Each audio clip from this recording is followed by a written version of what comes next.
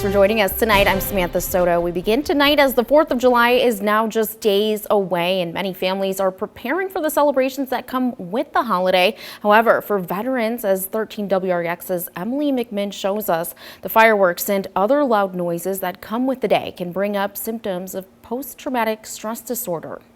With the loud and sudden noises fireworks can bring, many veterans express each year how challenging the 4th of July can be. One of these is Army veteran Colina Rosales. It's the sudden noises that I don't know about. I totally freak out, but I do realize the importance of the fireworks.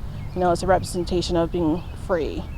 So I do respect that, but I do what I need to do to keep myself protected. Veteran Ernie Redfern has seen the stress it can bring through his friends and peers and has also seen how it can vary. Everybody's experience is common because it really depends upon whether you've been in combat or not. And you know, PTSD is very, very real. I know a veteran that suffers from that. Circle of Change is a local organization that uses service dogs to help veterans and other community members cope with the challenges of PTSD and says the furry friends can play an integral part come Thursday night. The dogs are an important part because in our veterans program, we're actually working a lot of the times with dogs that also have been through a traumatic experience.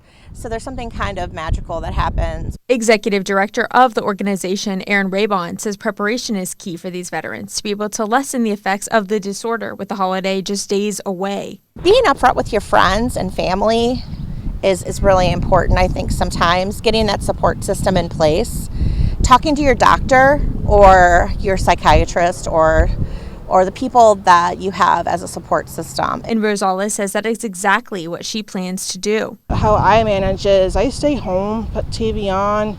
My dogs, you know, they're chilling with me, and we just try to keep a low key.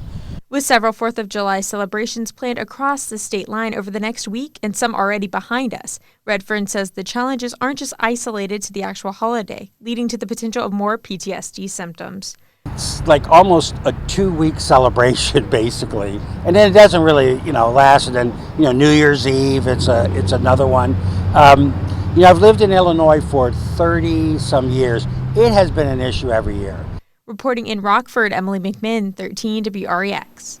A lot of important reminders there, and 5 state line cities will have fireworks shows this Thursday, including Byron, Cherry Valley, and Rockford.